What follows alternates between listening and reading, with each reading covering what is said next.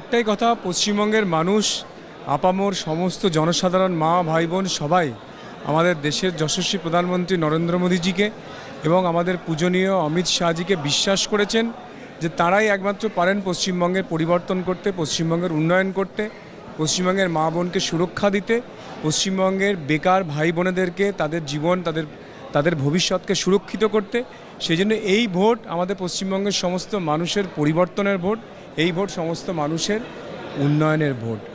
এই ভোটেতে 99% আমি বলবো যে পশ্চিমবঙ্গের মানুষ এবং ভারতীয় জনতা পার্টির কার্যকর্তাদের জয়, 1% আমাদের মতো যারা প্রার্থী ছিলেন তাদের। কিরণ, আপনি নিশ্চয়ই লক্ষ্য করেছেন যে ইলেকশনের রেজাল্টের পর থেকে এক এক করে আপনার পুরোনো ইন্ডাস্ট্রি বা আপনার যারা পুরোনো বন্ধু তাদের হঠাৎ করে পোস্ট দেখতে পাওয়া যাচ্ছে। এটা কি অনুরাগ চক্রবর্তী তিনি বলছেন দেব এখন পোস্ট করছেন বিলম্বিত মনোভাব নাকি বাড়তি?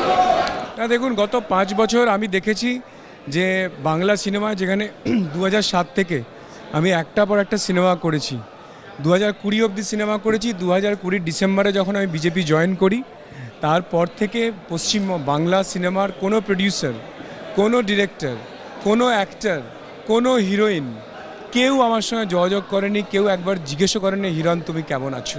Not a single personality from Tollywood industry.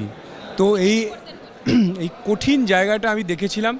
এবং আমার বন্ধু দেব, তিনি ঘাটাল লোকসভার নির্বাচনে বলেছিলেন যে হিরণের তো ফিল্মের কেরিয়ার শেষ হয়ে গেছে, আমার কাছে হিরণ হেরে যাওয়ার পর হিরণের রাজনৈতিক কেরিয়ারও শেষ হয়ে যাবে, হিরণ কোথায় যাবে কেউ জানে না। তো সেজন্য আমি দেখেছি যে বাংলা সিনেমায় প্রডিউসার, ডিরেক্টর, অ্যাক্টর, আমার সহযোদ্ধারা, আমার বন্ধুরা, তারা কিভাবে রং পাল্টে দিয়েছিলেন।